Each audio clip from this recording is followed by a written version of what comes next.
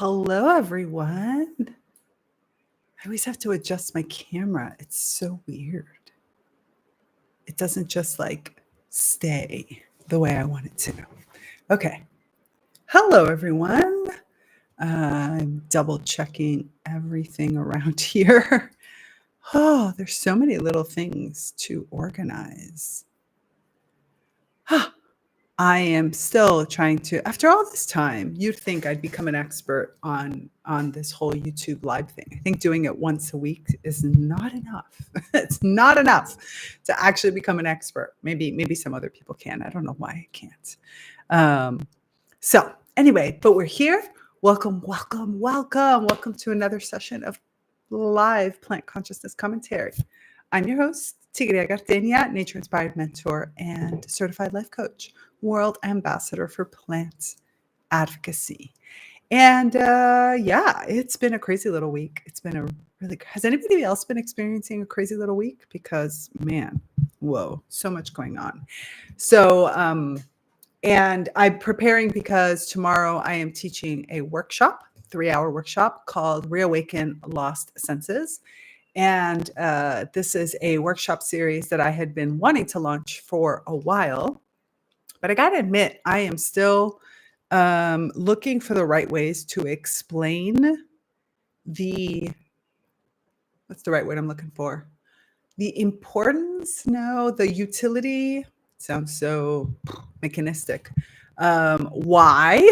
I guess the whys, the benefits of really connecting with all your senses to the more than human world, not just using mind and thoughts and words and descriptions. As a matter of fact, last Friday, I was part, which is one of the things we're going to talk about today. Last Friday, I was part of the Voices of Plants for a Better World, a Better Planet, Better World.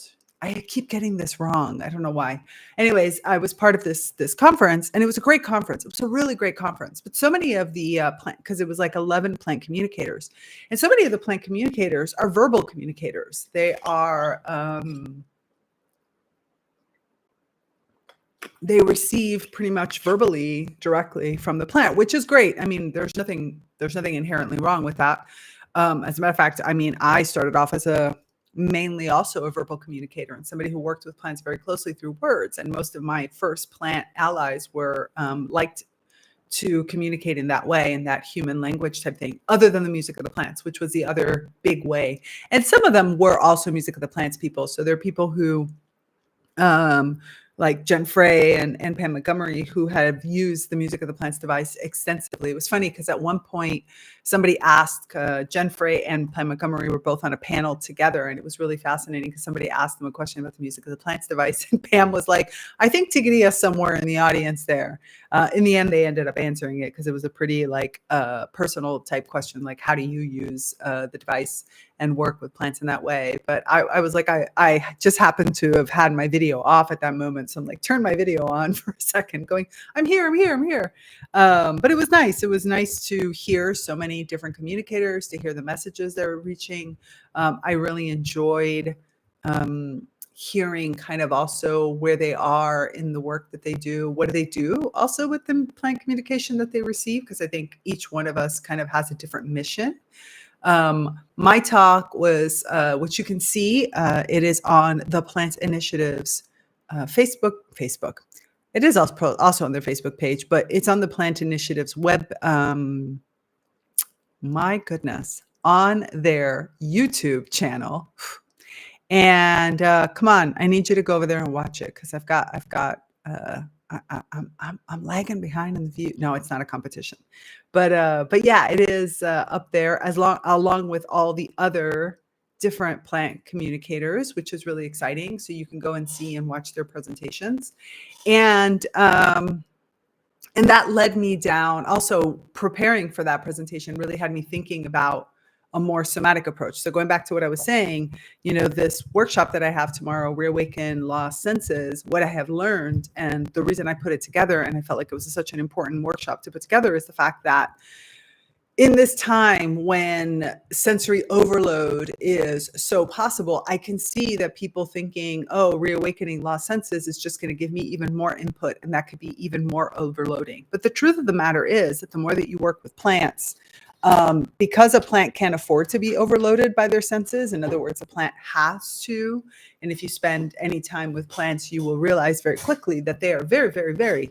are super aware of everything that is happening around them. And therefore, they, are able to take in large amounts of data and information and then process it in a very streamlined way. And that's really what happens when you work with plants closely over a period of time to reconnect these lost senses.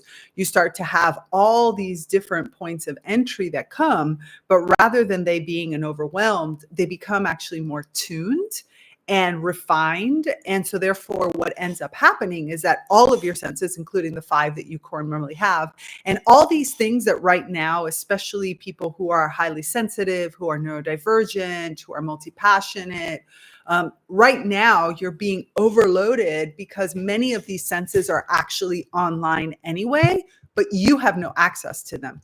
You don't have a connection directly to these different senses. And so therefore, as this information is coming in, it's just bombarding you. And the only thing that we're being taught when you look into the general kind of spiritual world in particular is the idea of boundaries and shields. I still, shielding is like one of the number one requests that I get from highly sensitive people is, how do I shield? There's a lot of like getting away, hiding myself out. A lot of people who are introverts are actually really not introvert, not that, let me rephrase this statement. There are some introverts that are actually not introverts, but they're just so highly sensitive. And so you have all of these different parts of yourself that are actually online already. And so they're working, these senses are actually open, but you don't have access to them. You have no awareness as to what this sense is. And this also happens with layers of the aura. Probably there will be a future. I think I have it scheduled. I have a schedule around here somewhere. I wrote it down. I haven't published it yet. Yeah, there it is. In September, I'm going to do and expand the subtle auric field, which is a continuation. So this month I'm going reawaken lost senses so that you can start to bring online these senses in a more awareness way. And that way, and you can even attune them instead of being bombarded by them in a highly sensitive way. And then there's an enhanced plant communication that's going to happen in July, which is going to take that information and directly apply it to our work with plants. And then from there, I'm going to go with expanding the subtle auric body, because that is the next level of all these other things that we're feeling. So it really is about getting better in touch with your own structure by accessing your plantness and working with your plant partners to start to look at the world from a more sessile direction and awareness. So super excited about all these types of things. Unfortunately, just still difficulty in trying to explain to people why this is so important, and especially to highly sensitive people who, of course, like I said, look at the idea of opening more senses to be scary as hell, which makes sense, totally makes sense. But what I'm trying to tell them is that this isn't really about opening for them anything, but more of getting in contact with and giving a kind of name or an understanding and being able to like pinpoint where in my body that sense actually lives. So it's something slightly different, or better yet, kind of something that will really help them get to where they need to go. So that's happening tomorrow, which is, the 28th of June. And there's still spaces left. So if you're interested, head on over. You can find it on the front page of my website, inside of the Naturally Conscious community. It's in Blooming Sprouts. Or if you just go to my website, tigrillegardenia.com/plant-workshop-series. I'll make sure I include it all in the description when we finish up with this today.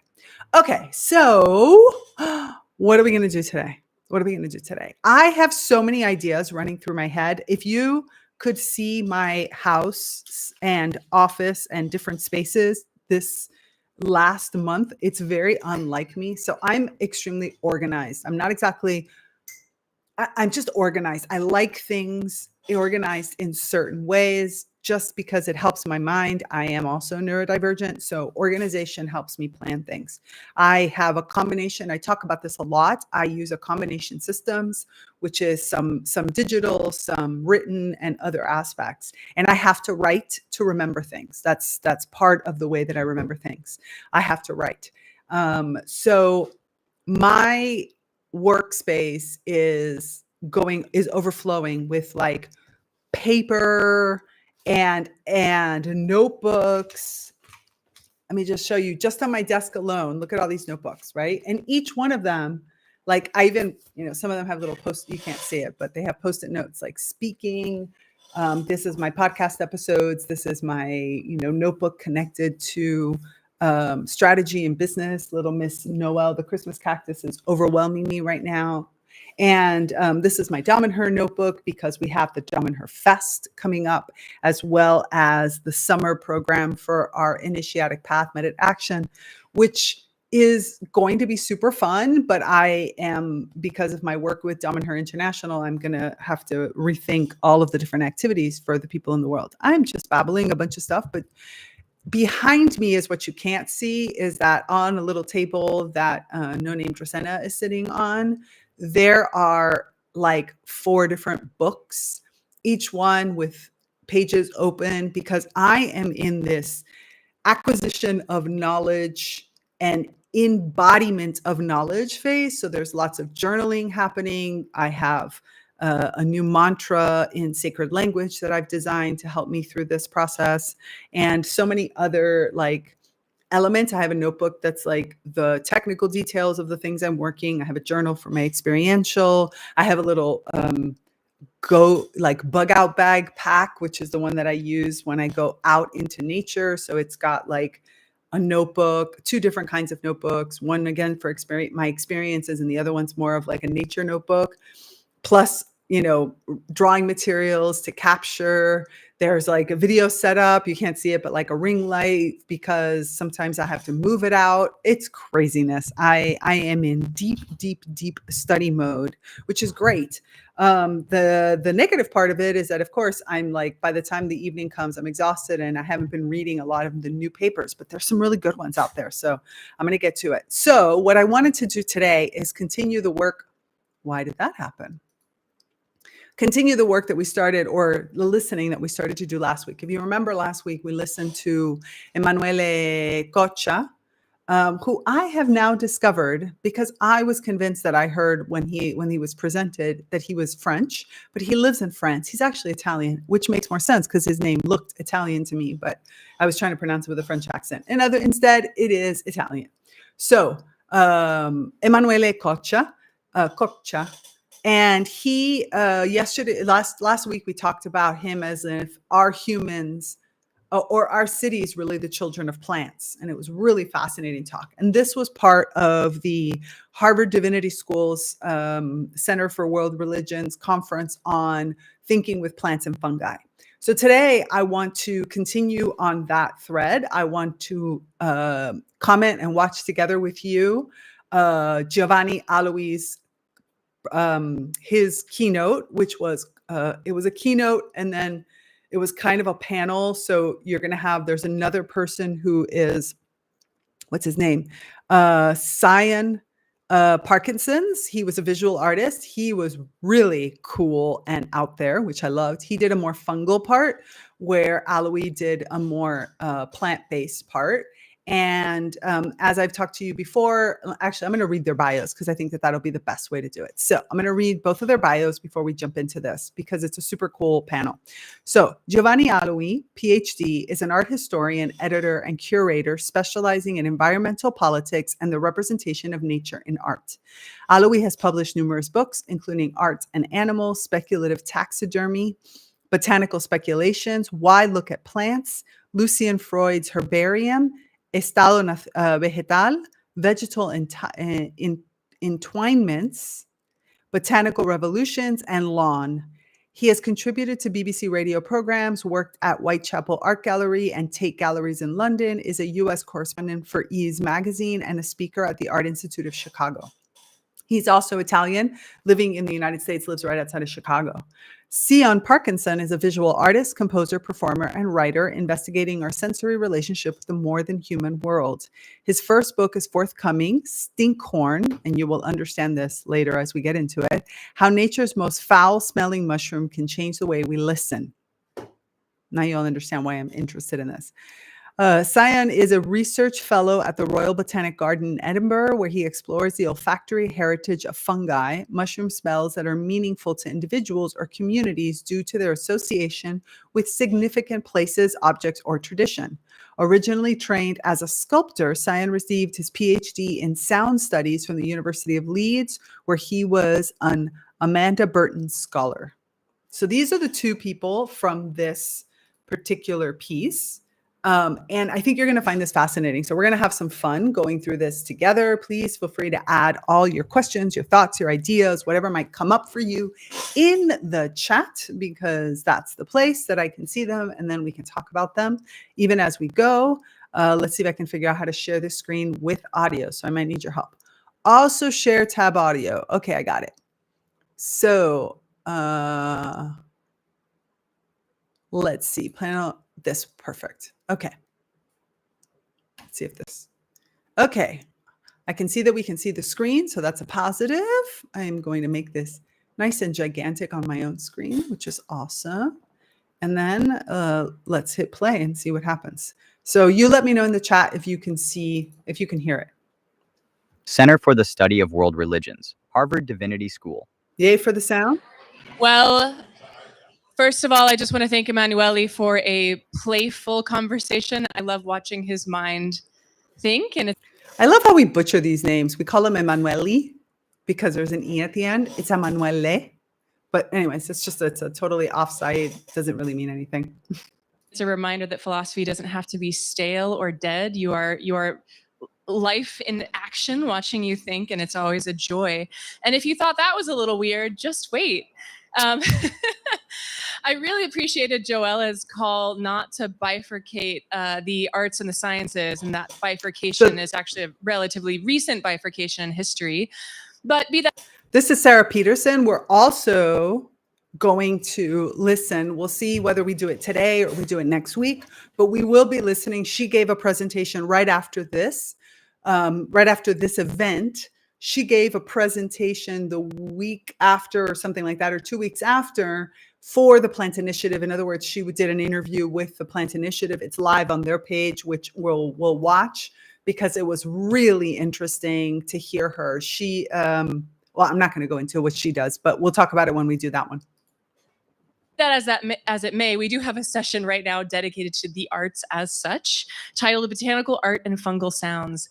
And when I asked my colleague, Alitza Cueva, who could chair this session, who could really hold a conversation about art as well as a lecture performance about sound, she said, you have to get Caroline Jones.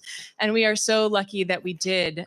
So I will briefly introduce Caroline Jones, and then I'll pass it off to her to introduce the session, and we'll go from there. Okay, Caroline Jones is professor in the History, Theory, and Criticism section of the Department of Architecture at MIT. She studies modern and contemporary art, focusing on its technological modes of production, distribution, and reception. Oh, I forgot about this. Yeah, she only does a brief presentation at the very, very beginning of this, but I have to admit it was quite fascinating. I did not expect that at all. Although near the end, she said something, I don't think it was the end of the presentation. I think it was the end where she kind of moderated a little bit of a discussion between them. And she said a few things where I'm like, if I would have been in the audience, I might have been directing my questions directly at her. And I don't know if they all would have been, well, let's just say some of them might have been a little challenging. And an honest interface with science. She has also worked as curator recently in 3 exhibitions at MIT's Last Visual Arts Center. Her exhibitions and/or films have been shown at the MoMA in New York, the MoMA in San Francisco, the Hirshhorn in DC, and the Hara Museum of Tokyo, among many other venues. She has many publications, and I won't list them all here, and she is currently researching patterns of occlusion and political contestation in what she calls the anthropogenic image of environmental disaster, in collaboration with historian of science Peter Gallison. Caroline, thank you for making time in your busy schedule today to be here. We're happy to have you. Join me in welcoming Caroline.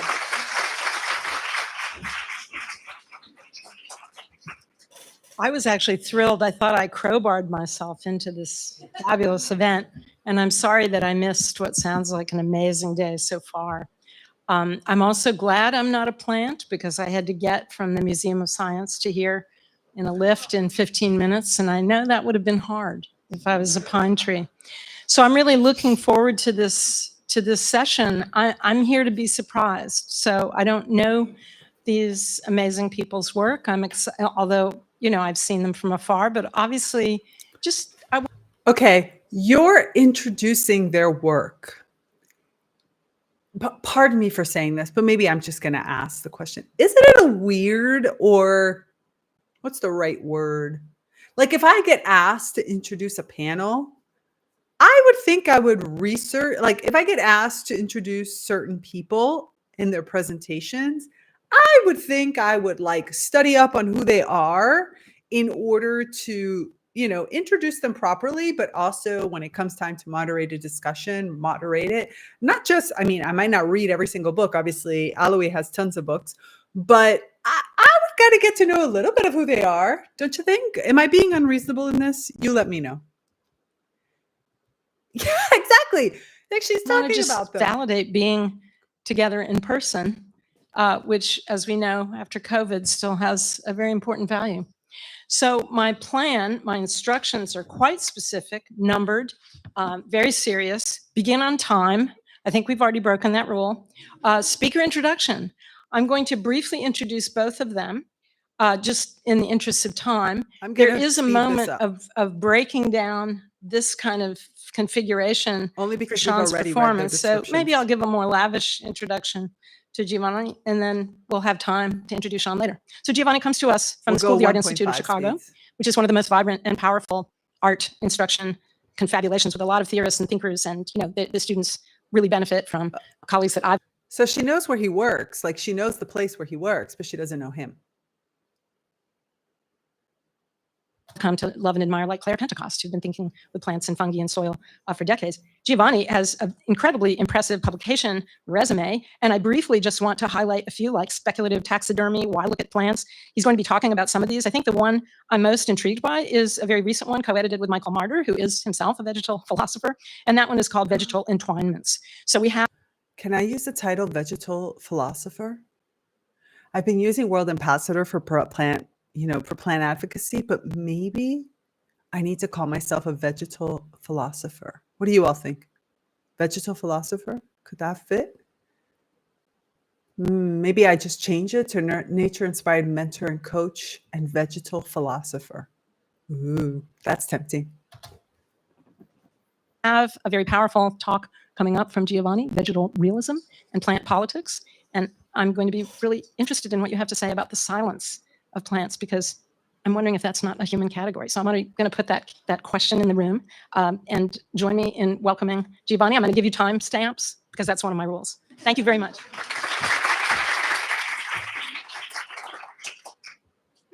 What? Thank you so much, Caroline, and thank you so much, everybody, for being here. Rachel, for organizing this incredible event. And as I was saying earlier, it's incredible how these presentations sort of entwine in ways that could have not been anticipated.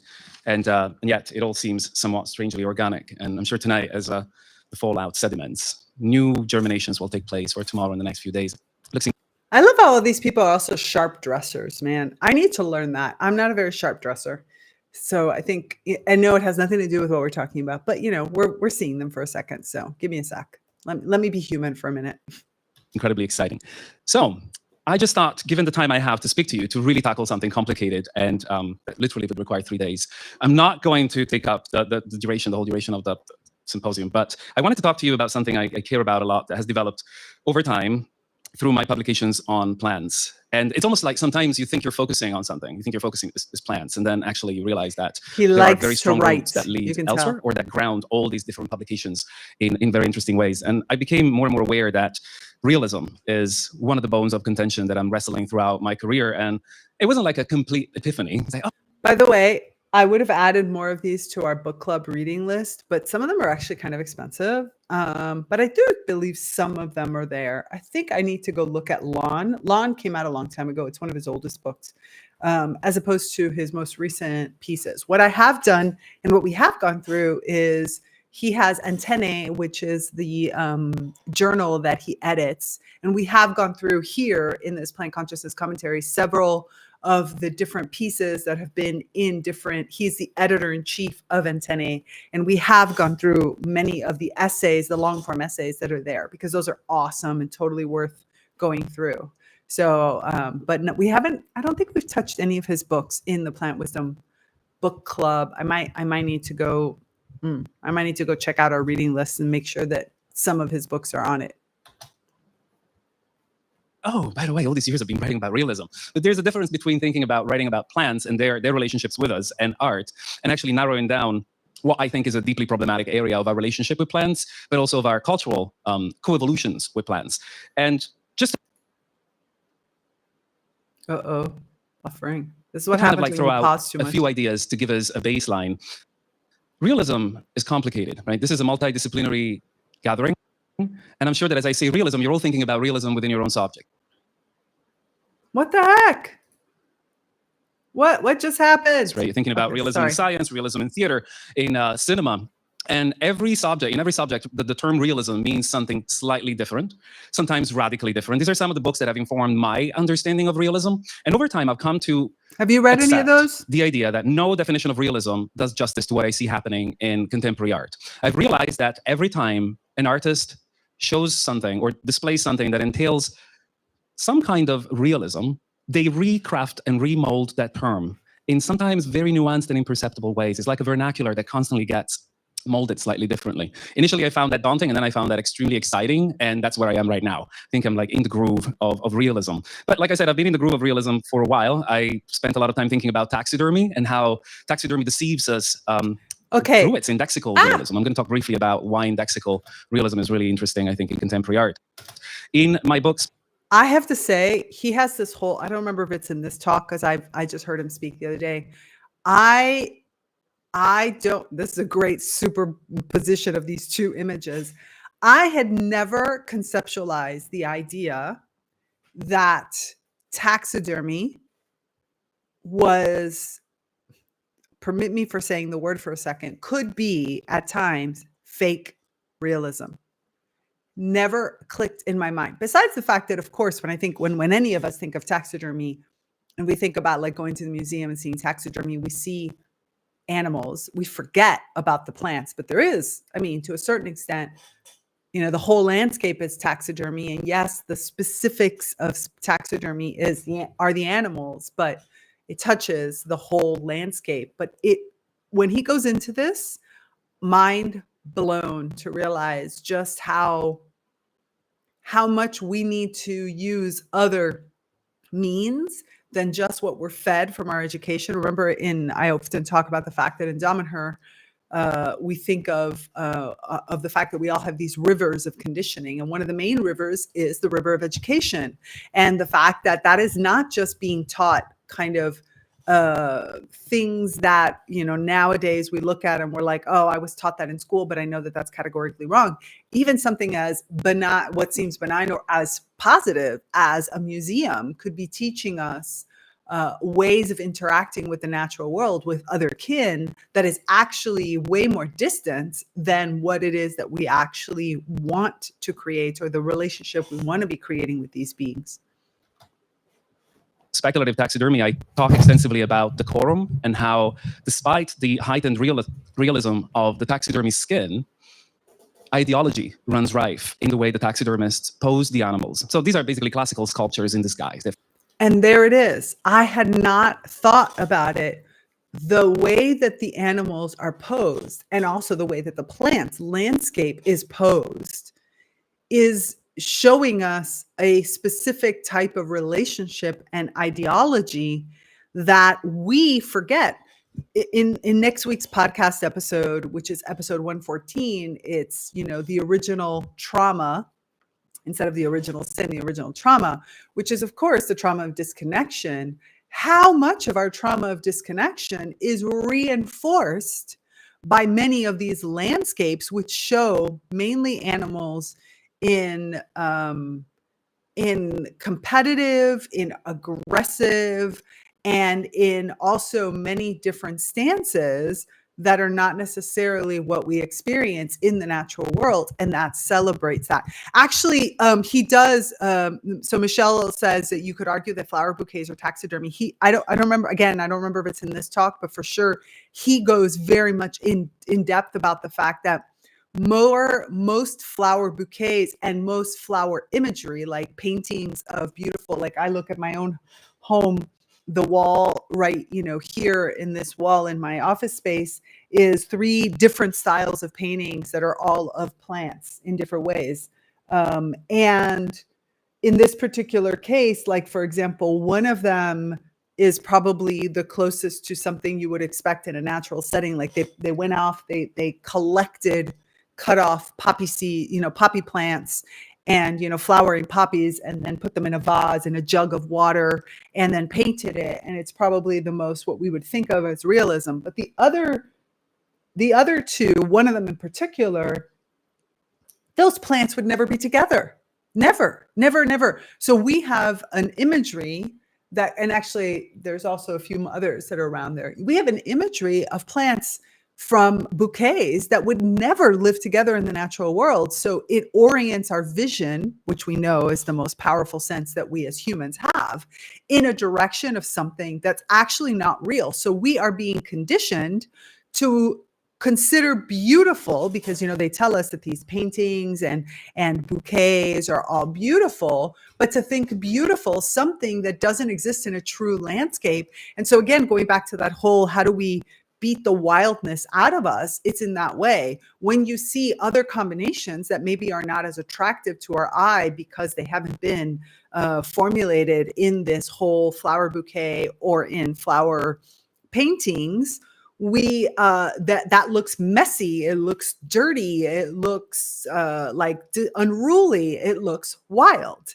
And this is exactly where Giovanni kind of goes with a lot of the work that he does, which he says the art world has an extremely important role in helping us understand and condition us into what it is that we're supposed to see. And if what they're describing under the term realism, because it is a plant or an animal, and is not real because the setting is actually not something that plant or animal would ever live in, then it's not really realism, and we shouldn't call it realism because we're conditioning ourselves to something that's not true.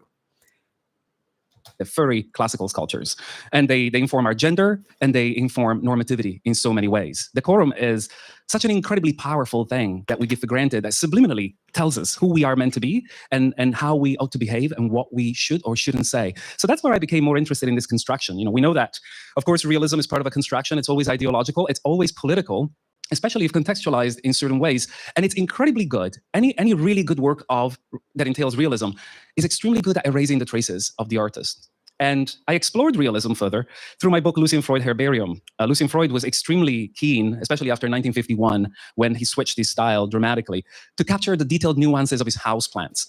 And I kind of elaborated ideas around the notion of a plant identity in this book. So we haven't gone through the book, but we did go through a presentation of this. So he has a short form presentation paper type. We actually went through it in Plant Consciousness Commentary, so you can go back through the playlist and find it.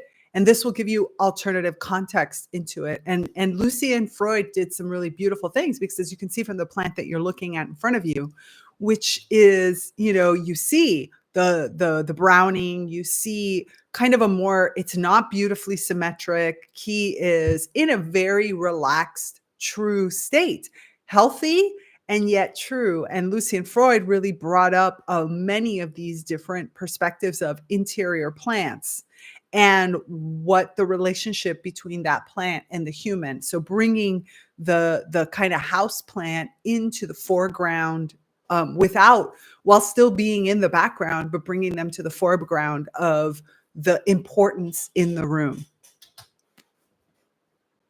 And in others that followed. What does it mean, according to Lucian Freud, to stare at a plant with such intensity that he thought the gaze alone could evince something truthful through the realistic depiction of a plant about existence more broadly? I thought that proposition was incredibly interesting, especially because it just flew in the Beautiful. face of the tradition of still life from the Dutch Golden Age that we know so well, where we find this paradox embedded in the very idea of realism. We have a form of hyper-realistic representation here that is lying between its teeth to us about everything. These blooms never came together. The artists never sat in front of them. It's impossible to paint these plants at the speed required by both, right? They're on different time scales. They're all copied from other artists. And this is the other piece of it that I didn't mention, which is the timeline. So one of it is that these plants would never grow together physically. In other words, you wouldn't have them. But more importantly, even for those that might grow close to one another, like if you were to have a garden space, they would never bloom at the same time. These plants would not bloom simultaneously. Therefore, this configuration of plants together is false. And it's being sold to you as still life realism of flower and fruit, when what it's perpetuating inside of you is a sense of, oh, this is that ever bloom. These plants, I should be able to find them together and I should be able to have these experiences together, but it's not real. It's not true. And I know this sounds, I'm sure that there are people out there who would be like, well, who cares? It's just, some plants on pictures. You should care, because these plants in this way are what are defining subtle connections in your mind to these particular types of plants, to the sense of beauty, to what is relationship, to how nature operates. Like, there are so many subtle pieces that come through the art that we experience, which is why we send children to the museums, to go to the Louvre and to seek fine art, and to go off and have, all these experiences with art. Art shapes our consciousness. Art shapes subtly, silently, through this, through the experiences, shapes the way we think about the world.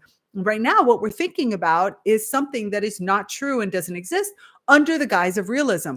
There's something, if you're talking about, any other kind of artwork that is intended, like I love abstract art, it's intended to pose questions, to express a sense of wonder, to stretch the limits of your mind.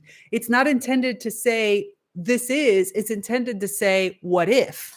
What could happen? Where does this go? What does it move and stir in you? Art is such an important piece of life, and an educational piece at that. And yet, when we look at this and we think this is true to life, I am being sold something that's false, and I am putting a false narrative into my truth column. And then I am using that as a marker upon which I judge true realism, like going outside and seeing the natural world.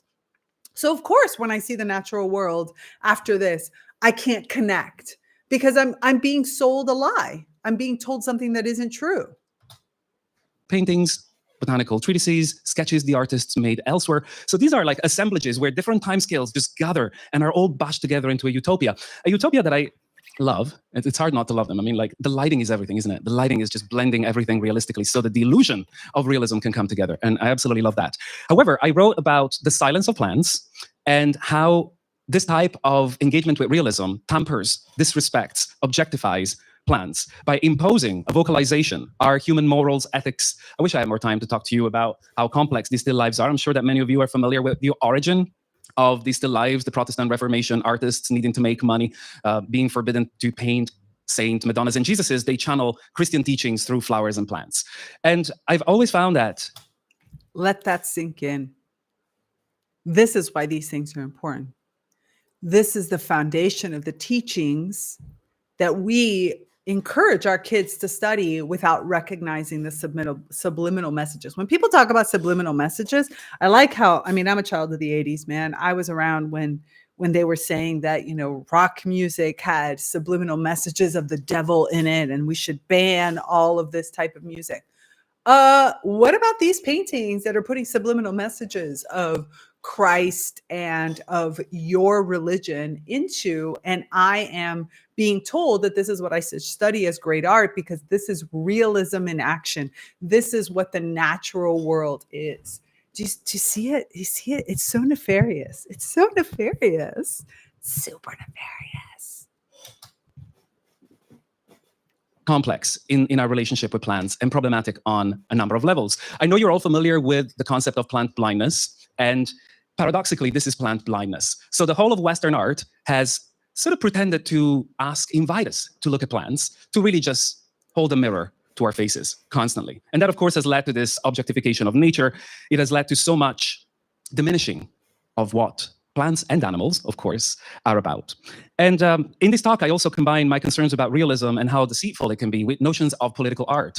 I disagree with Timothy Morton that all art is ecological. We can talk about this later if you like, certainly no time here. Also, I don't believe that all art is political, right? This all is something that just makes everything into nothing. And for instance, an example of political art, very famous, Jacques-Louis David and his portrayal of Napoleon, where you can see here that there's a lot of aggrandizing going on. What I love about this painting, and I never get tired to talk to my students about it, is this kind of like response by de la Roche, who actually brought a level of realism to the truth of what was actually happening on the Alps. So back to that power, right? Realism constructs truth. It's a highly ideological tool. I should write that sentence down. See, in all my notebooks, I don't have anything in front of me except for blank pieces of paper, which I always have just in case. I want to go back to what he said. Am I still on 1.5? Oh my goodness, I just realized I'm still on 1.5. Hold on. Sorry about that. Why didn't anybody tell me? I'm still on 1.5. Okay, hold on.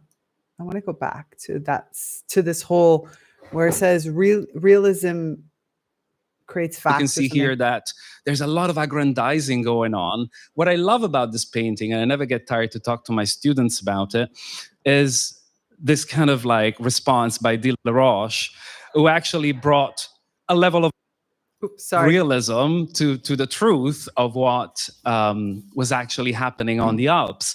So back to that power, right? Realism constructs truth. Realism it's a highly ideological tool. It's been used by many artists, especially during the 19th century. Think photography, the invention of photography, 1826, 1839, changes the world. The invention of cinema, of course, comes after this incredible painting.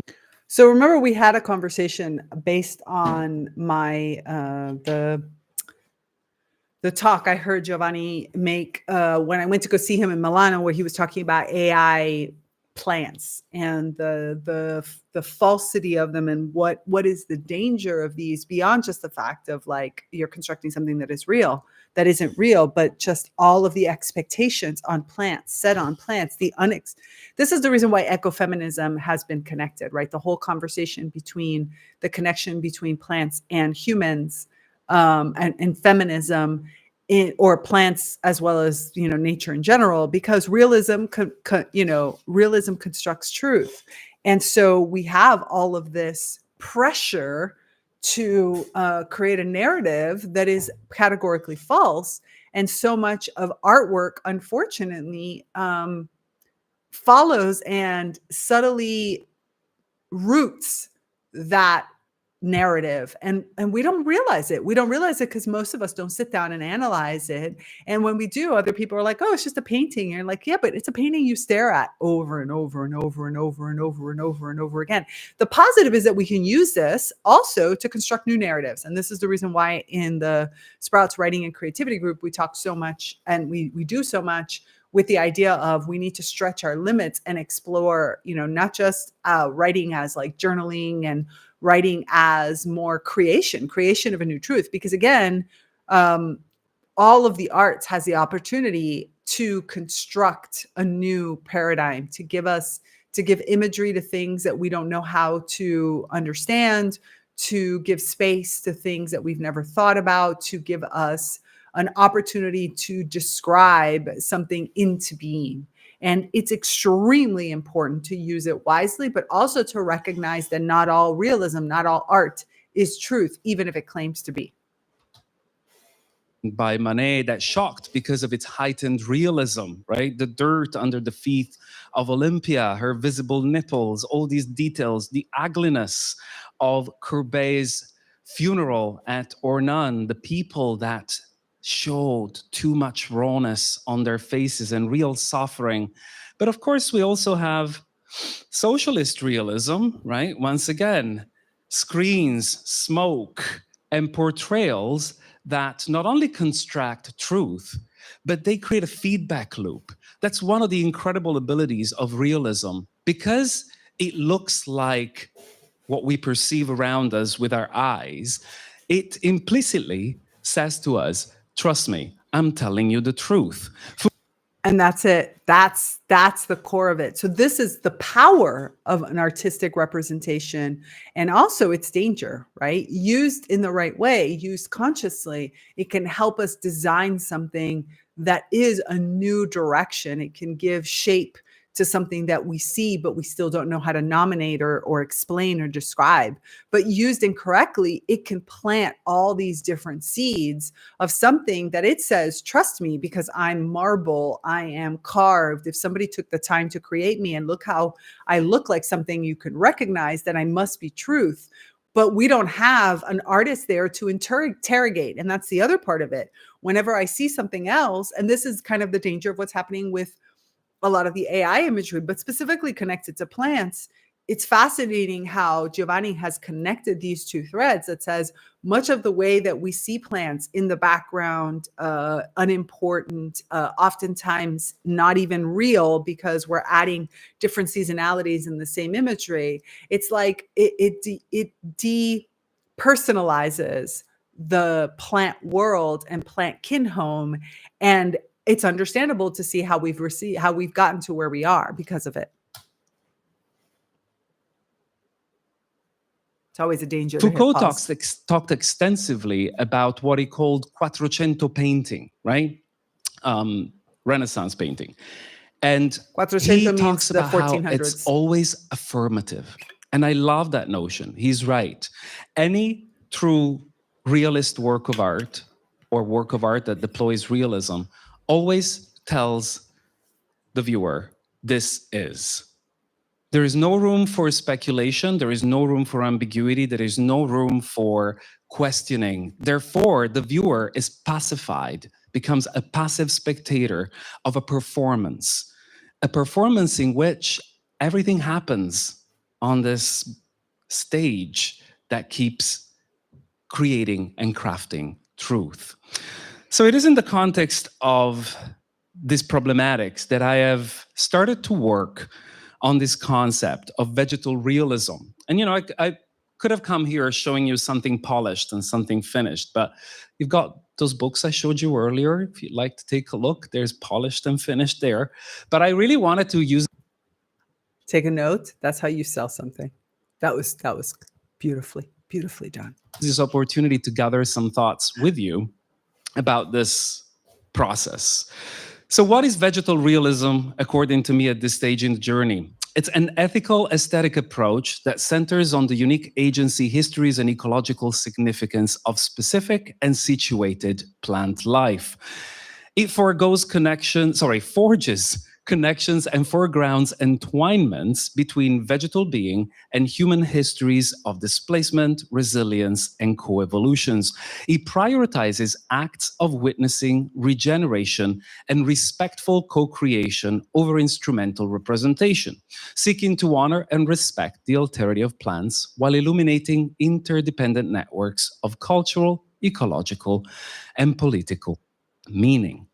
What do I mean by that? Well, I mean that if we look back at the history of the last century and the first original, not necessarily conventionally objectifying instances of plant presence in art, we encounter incredible works like these that have been mostly erased from the history of art book. How many of you have seen this before? I've never seen this before. Well, but we all know Duchamp's urinal, right? Of course we know.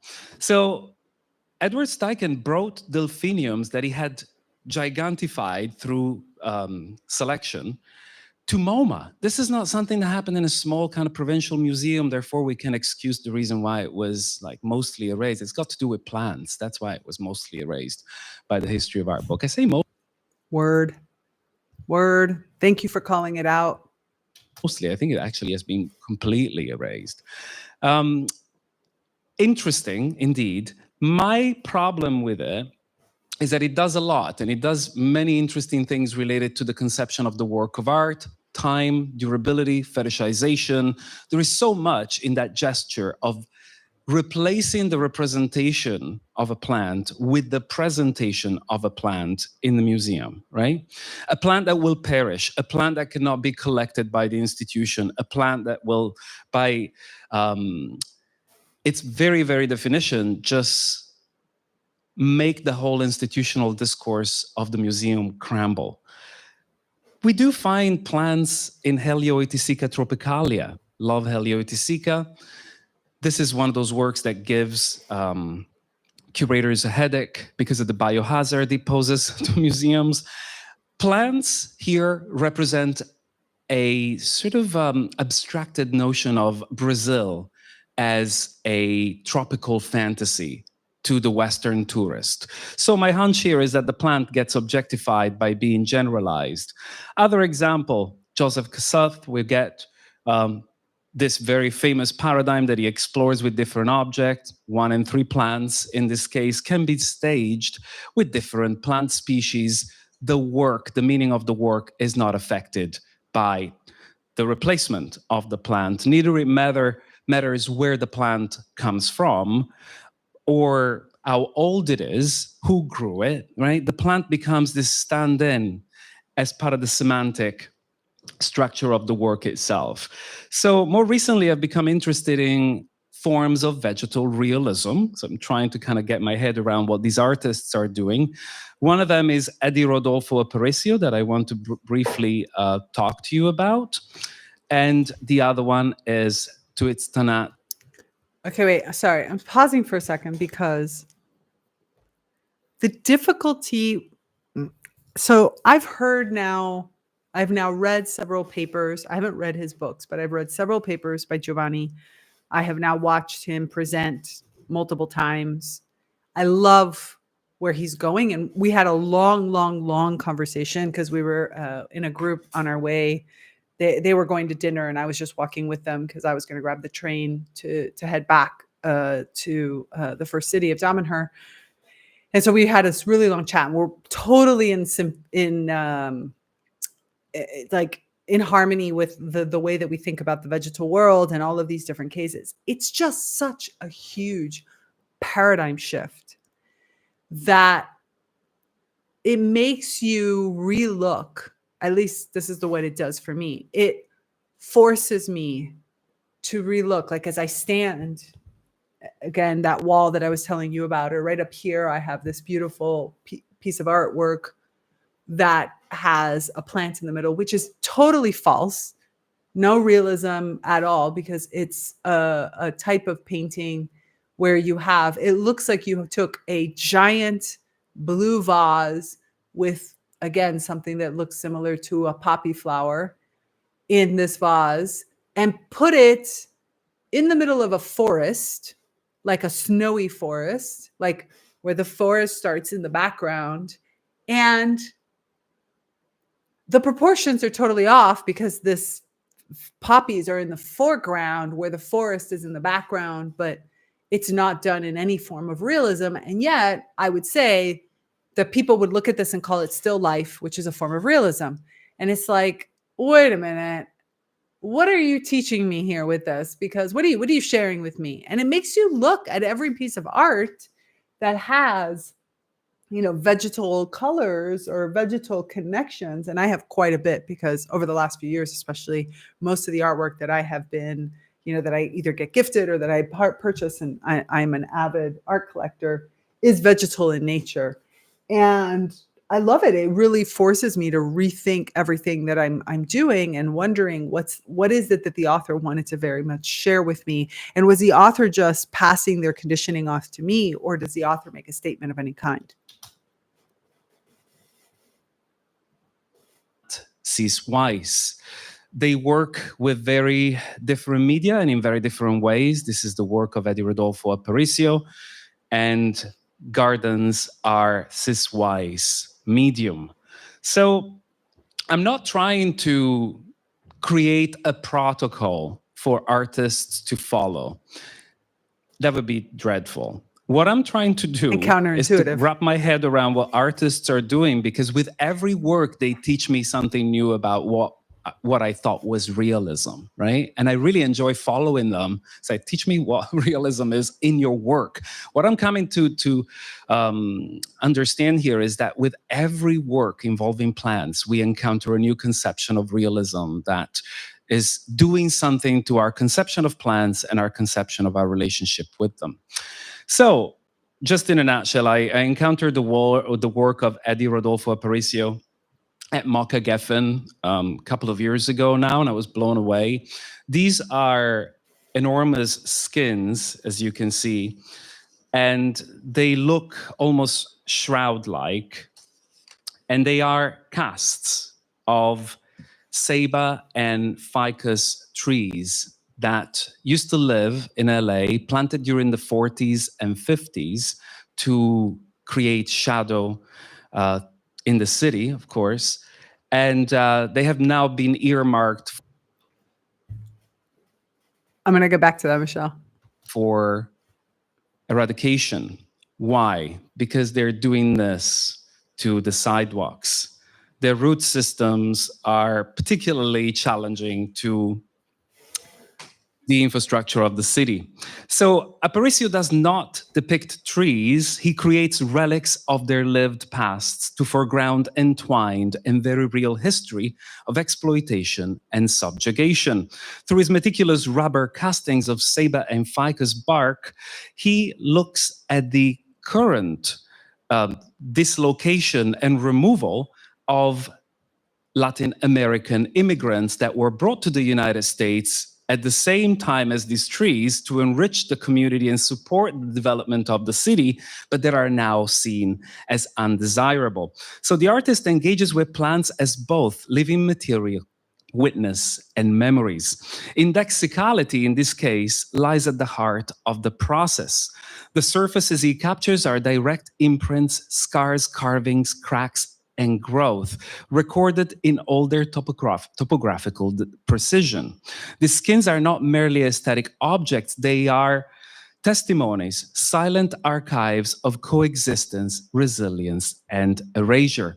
A detail I found particularly interesting is that Aparicio uses the rubber created from the Castilla elastica tree in order to capture the skin of these trees.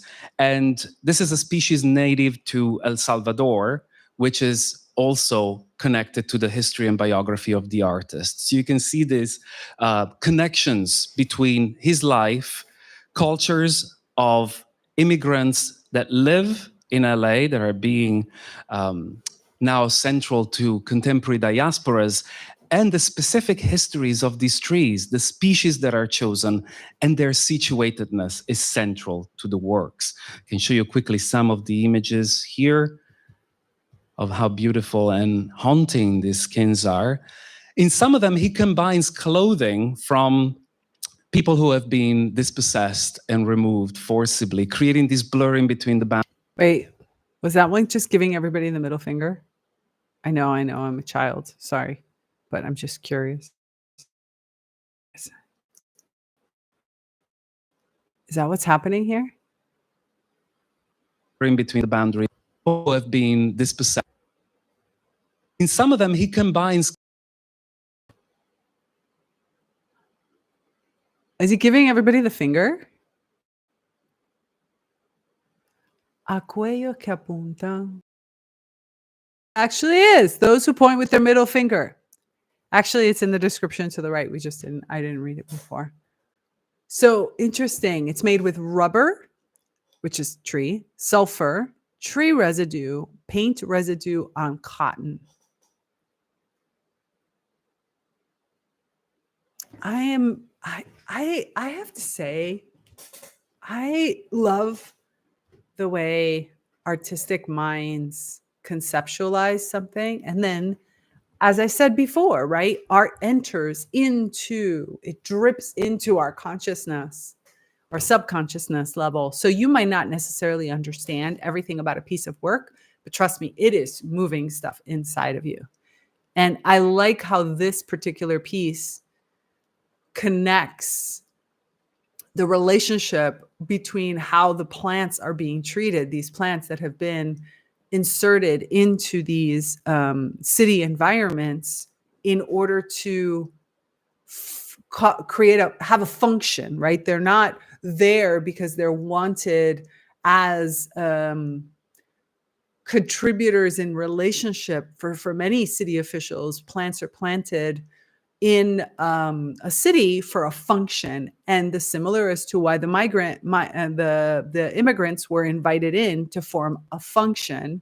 And then when that function no longer serves you, or where you don't care about it, or when you forgot that that was the function, you just get rid of it. Or when they go beyond the bounds of that function, I think is more important, right? Like the idea of going beyond what the actual function is.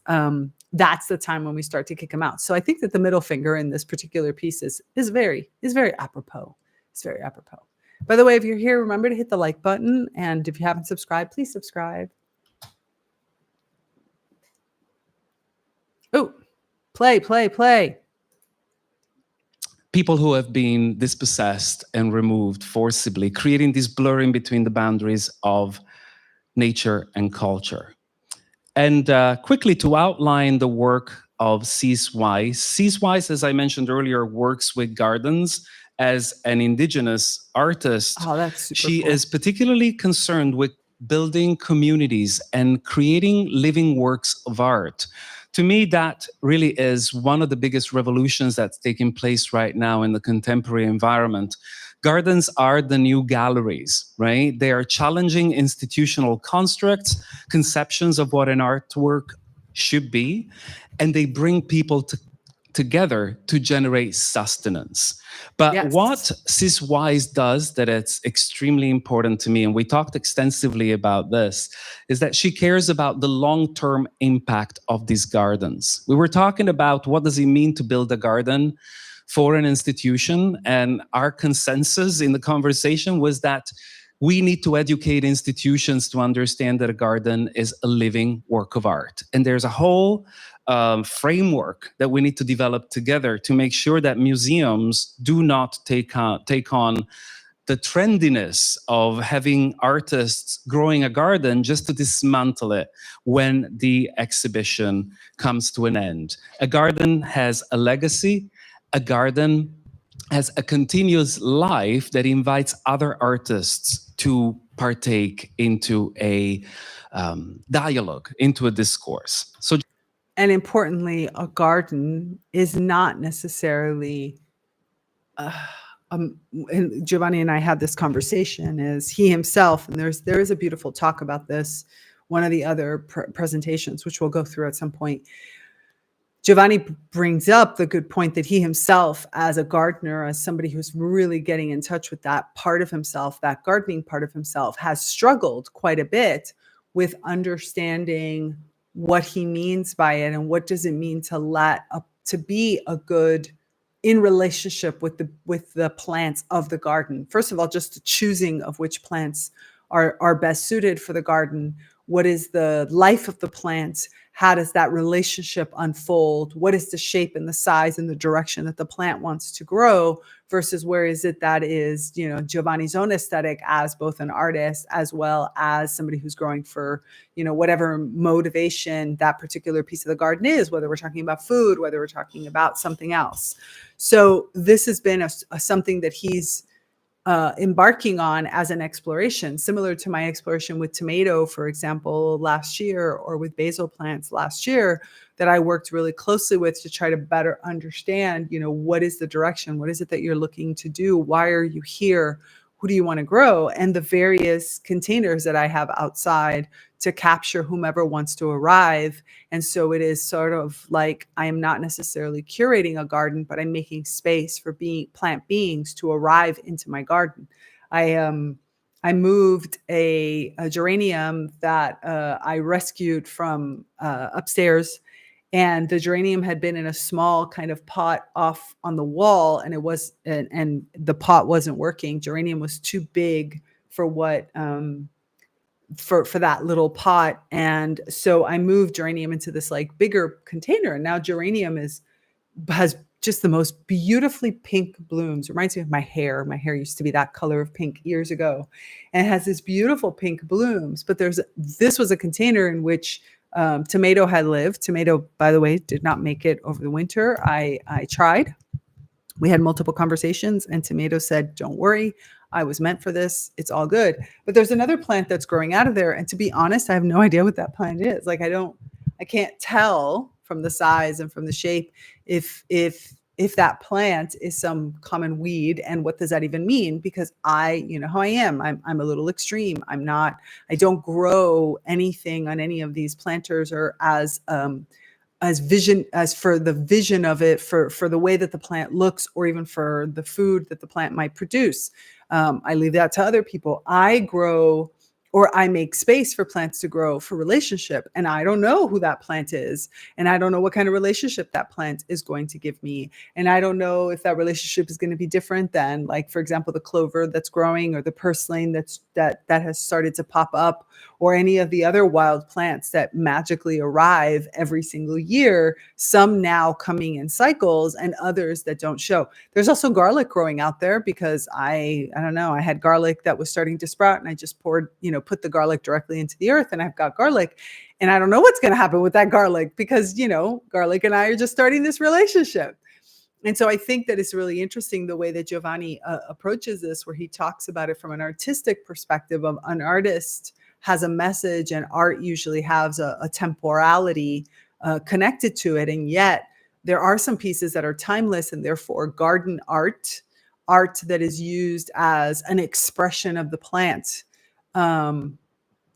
which we could debate whether or not that's a good idea, and whether that should exist or not exist, or whether or not that's just really planting plants to let plants live, should have that same sort of containment that a work of art would have, which is, I have a specific message, and therefore I want the piece of art to express that. Michelle brings in the comments, to be fair, art is personal to the artist and their aesthetic. If you don't know your subject well and are not maybe a little neurospicy, you're going to pick up what you'd like to see instead of what the artist expressed. I agree with that. And I think that's part of it. Definitely, it always runs through, there is no such thing as absolute truth. It always runs through the filters that are our own expressions and our own experiences, without any kind of doubt. And so I think that's, but it's still, there is an energetic twinge to it. There is a subtlety to the message that, sure, if you're super dense, you're not going to pick it up. But I don't know, when you see a bunch of what's still life and what is considered realism, like in a museum, and you see, two animals that are in a stance, that you later find out those two animals would have never been in that stance, or maybe they would only be in that stance once a year, and the rest of the time they would be like in a super calming, like friendly way. It changes the way that you experience things. So art, realism in particular, has a responsibility to either be put into the area of expressive art, or to be truly accurate if it's going to be considered realism. Just to conclude my theorization, kind of extemporaneous to a degree, of vegetal realism, just wanted to propose that it's a productive framework for artists engaging with plant life. This approach transcends traditional representations, fostering a collaborative relationship between artists and plants. Rather than imposing symbolic meanings, vegetal realism emphasizes an emphatic alignment with the unique identities, histories, and agencies of plants. This paradigm does not reject symbolism outright. Instead, it advocates for a thoughtful integration where symbolism arises organically, stemming from the plant's identity, its history, and coevolution with humans, other animals, and the soil. By foregrounding the plant's own narratives, artists create works that are multidimensional, intertwining political, ecological, biological, and mythological threads. In embracing vegetal realism, artists can contribute to a broader discourse that recognizes plants as active participants in our shared environment. Thank you. And this last piece is a piece that we've talked about this several times here in commentary, right? We've read several papers, especially about plants in performance art, for example, is how do we, whether we're talking about paintings or sculpture or any other kind of representation of art, but especially in the performing arts, express plant agency. For example, Lucian Freud did it by trying to capture the true essence of the plant from it was actually himself or the human characters that were more caricatures, where the plant was instead captured in true essence and at the forefront, so that we would then put our attention into the plant rather than putting it into the human, and that the human, or the other person in the imagery, was more as an accentuation to what the plant's experience was. Because again, he was talking about an almost mystical experience with houseplants, of going into this deep relationship through the visual expression and through looking at plants. So I think, and I can understand that, because I spend, as you know, I spend hours sitting here, probably more than most people should, looking and staring and trying to get to a deep understanding. For example, I'm looking to the right, where I look at a plant that I'm sure many people would see. Key is a bird of paradise, and key would probably look sickly to a lot of people. Granted, this is not the bird of paradise's natural environment. It's not warm enough in here, and there's not enough sun in a lot of ways. But at the same time, key also has a very specific way of growing that kind of flops over. And I'm sure that many people, it took me a long time of relationship to really get a better understanding of whether or not this plant was healthy and happy. And if I was to capture this in a painting, most people would probably call this plant a sickly plant, when the plant is not sickly at all. Key is actually perfectly healthy. It's just the way key is adapting to this environment. So let's see. So there's a second speaker, Cyan, that we had talked about. So let's kind of move forward from there. Pop, pop. And for a fantastic lecture performance to come. And I'll introduce that lecture performer, who is Sean Parkinson, who is a visual artist, composer, performer, writer, researcher. And the most beautiful affiliation is with the Royal Botanic Garden in Edinburgh, Scotland. So today, Sean is going to be helping us with a piece titled Reimagining Smelly Plants and Fungi in Art and Sound. So juxtaposing already with Giovanni's interesting meditations on the silence of plants and humans speaking for them, we will have apparently a live performance of a human being and speaking as and with and for fungi. So we might already be thinking of questions that would compare the vegetal and the fungal, different kingdoms after all. And I personally want to provide a thought picture in your head of Steichen's delphiniums being allowed into the MoMA sculpture garden, right? So these vegetal things are put into human categories of taste, where Steichen's delphiniums would have definitely been kitschy, right? So anyway, lots to think about. If you put them in the sculpture garden, aren't you claiming that they're objects rather than living beings? More stuff to consider. So this one, be aware. He actually, Sean does a performance at the end of the evening, which unfortunately I don't think got recorded, or at least I haven't seen it anywhere. So this is his talk on what it is, but it's so cool. It's so weird. So I love it. So weird. Oh, let's not even have a conversation about the bonsai, Michelle. I have rescued two. I have very, very, very strong thoughts on bonsai. I am not a fan.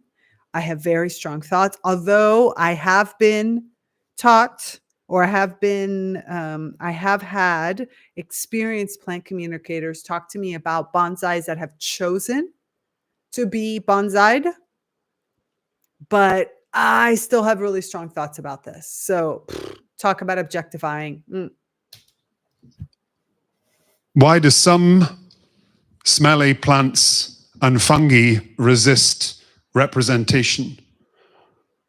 And how might music make their odor audible?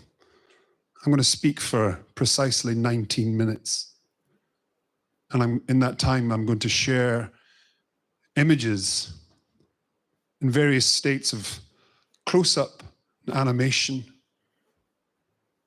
of 3 olfactory objects. And the aim of this talk is to help connect these 3 smelly things: people, plants, mushrooms.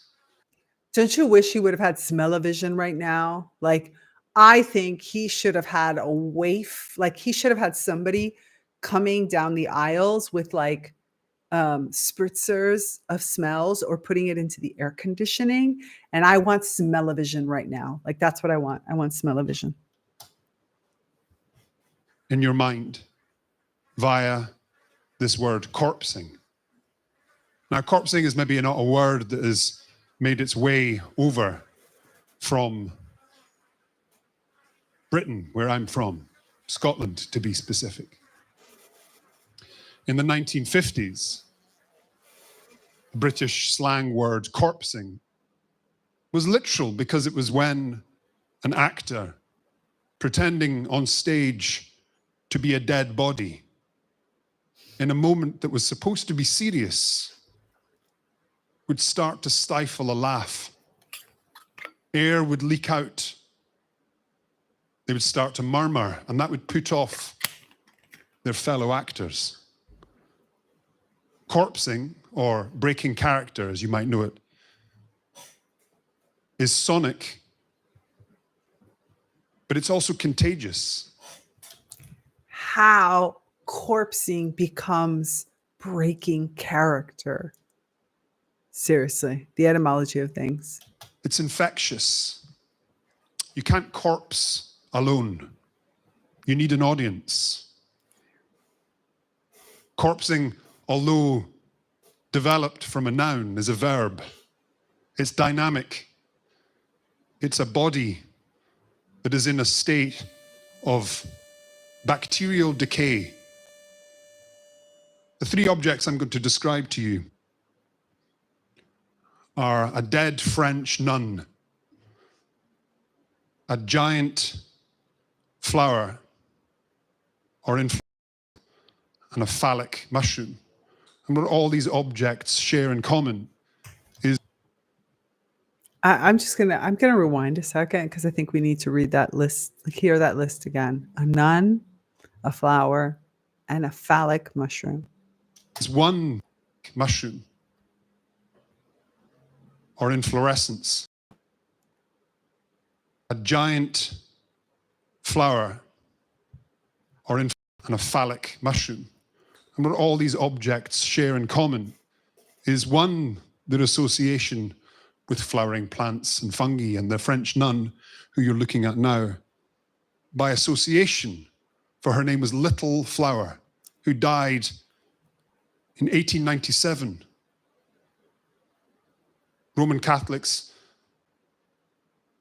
flooded to her corpse, for they heard tell of a scent of roses and violets body, which, as you know,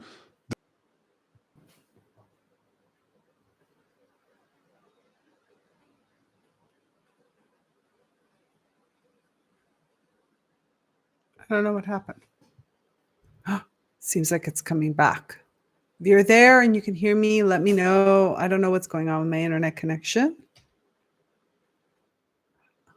Seems like it's back now. Welcome back, everyone.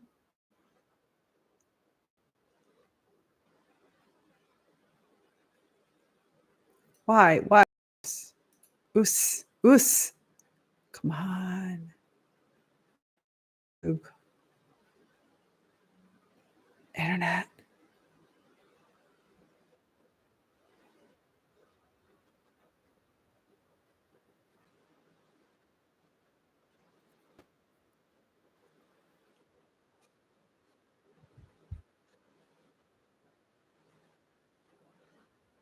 Violets or roses?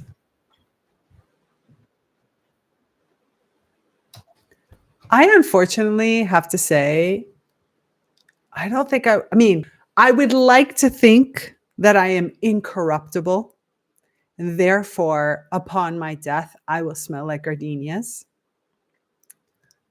But given that I don't smell like gardenias today, unless I heavily perfume myself, I am scared to say that I will probably smell, I don't know, maybe like an aloe or something. I don't know. I don't know. I'm still trying. Okay, so I have to say, there's a part of me that really enjoys Sean's talk for many different reasons, but it's all on a subtle level because I don't necessarily understand where he's going always. He takes a while, and his cadence is so particular. And and now I'm just caught up with the violets and roses smell. Like now I really want to smell like gardenia all the time. Like, do you think she ate a lot of violets and roses? Is that why? Is that how she smelled that way? Do I have to eat a lot of gardenias?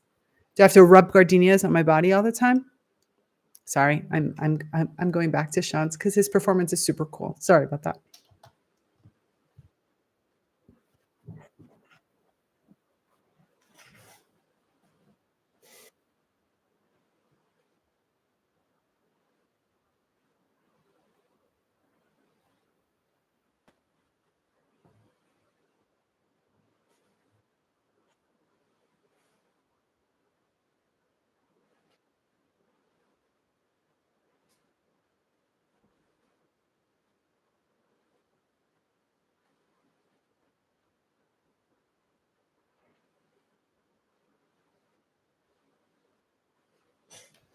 I think Michelle would argue with you that it's not strong enough. Like that floral odor is not strong enough. But I do have to say, okay, no, all jokes aside, I do find it really fascinating that before his talk, I had never really considered. So we talk a lot about volatile organic compounds, right? It's one of the Vox are one of the ways that plants communicate with us. And it's one of the things that we, as opening our senses, are really learning how to understand, to read, to be able to come in touch with, right? This whole olfactory expansion, this chemical, this our ability to tune our antennas to more subtle chemical signatures. And I find that's really interesting to think of. I hadn't thought about what are the connections, where are the places where we have similar volatile organic compounds, right? We do give off a whole series of different compounds and different chemicals. Remember, I had said at the very, very beginning, of those of you that was here all the way at the beginning, I was talking about when I talk for my workshop tomorrow, Reawaken Lost Senses. One of the most important reasons why I'm doing this now is because our sense of overwhelm is those of us that are highly sensitive are receiving all this information, but we're not aware of what we're receiving. So therefore it just comes in as static and noise and overwhelm. Where if you start to work with your senses and you start to expand and reawaken all of your senses consciously, connecting for those that are highly sensitive and who are already open, are actually reconnecting to these senses so that you can start to work with them, then all of a sudden the overwhelm goes down. And I do find it fascinating for us to think that part of the reason why we can't understand some of the chemical signatures, these volatile organic compounds that plants are producing, is because we ourselves have them. And that means we have receptors for them. We understand them. Those are those scents that we bring into our body and that we don't know.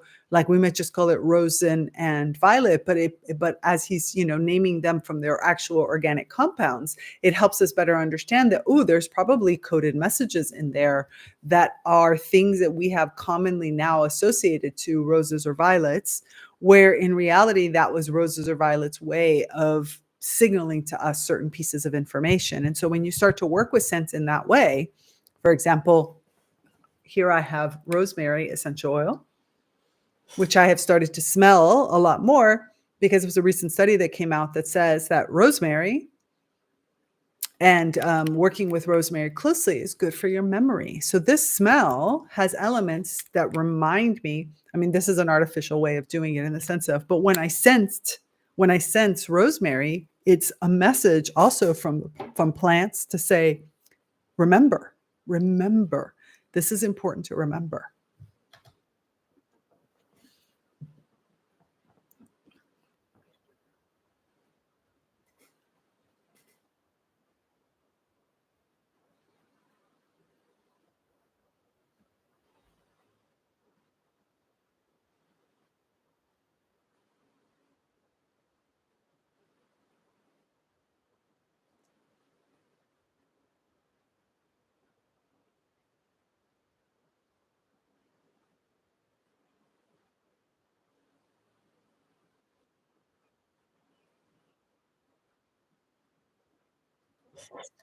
Sorry, I'm going to pause for a second. For those of you that are neurospicy like I am, his moving back and forth is really, it's almost like a flashing light, which is not good for the way that our minds work. So just be good to yourself. I mean, the images are super cool, but I get that the going back and forth might actually be a little bit too much.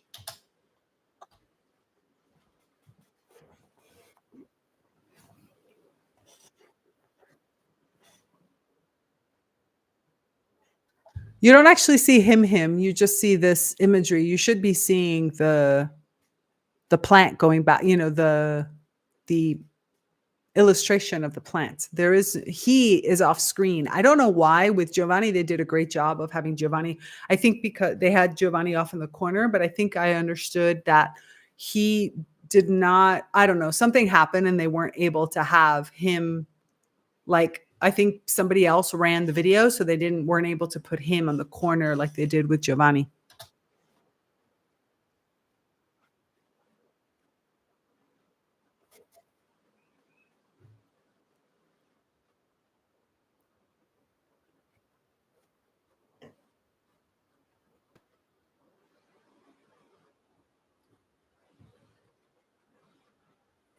Oh, so Michelle, you might, I don't know if you're on your phone or it might be again another one of those sliding if you are on your phone or your iPad. I don't know how it works with YouTube.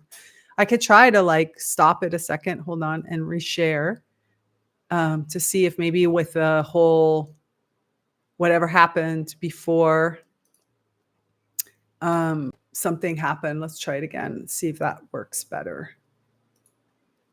Phallus, the fascinus.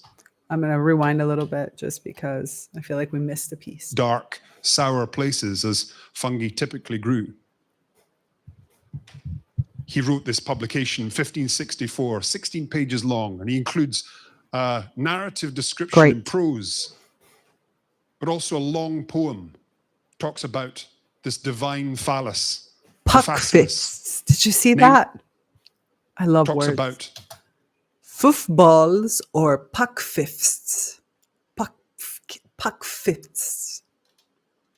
This divine phallus, the fascinus, named after himself now, Phallus Hadrianus, Phallus Hadriani, Adrian's phallus, which is a moniker I think he would have been proud of. He gave this mushroom to a Renaissance painter who drew it, and this image, anatomized, came to symbolize the pinnacle of artistic representation at that period. At the Botanic Gardens, where I work as sniffer in residence, I go about... You did just hear that, right? He is the sniffer in residence. Opening drawers and inhaling their contents. And what I found there, historically, mushrooms that go back to 150 years old, still with traces of their odor, that have matured into something that smells fruity, like chipotle chilies, or like gym shorts, or like post-coitus, still has... He had me on the gym shorts. The post-coitus is a whole other thing, but gym shorts. How is that fruity? Are gym shorts fruity? I'm missing something. I love this man. I love the way his mind works. No bearing to the original odor that must have met the collector. Sometimes it just says smell, which is the same as saying it feels or it looks. Odor has been diminished in our sensorium for hundreds of years. It's as if we don't trust our noses, or at least the language that acts as a step naming process in order to describe to others our own experiences. And in the spirit of Albrecht Dürer, who said in the 16th century to draw what you see, this idea of a mediation between artist and nature being one where that gap is foreshortened. I took that challenge up and went and sniffed out this mushroom for myself and found that, yes, indeed it does smell, but it smells of itself, not of a corpse, not of violets, not of Limburger cheese or sweaty socks, not of semen or of rotting bacon.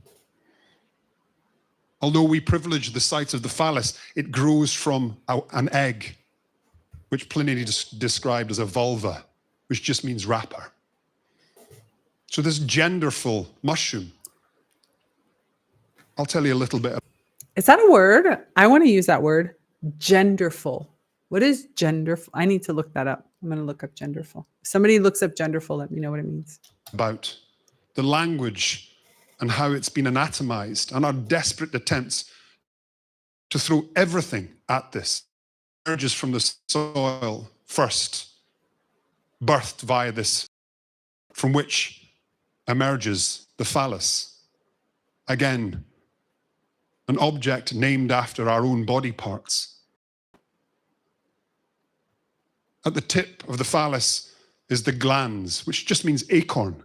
And it's upon this glans that bears the spores, a single speck of which can contain up to 20 million spores. Small, so small in fact, designed to pass through the digestive systems of flies. It smells at every stage. At its overripe stage, which in intensities have been described as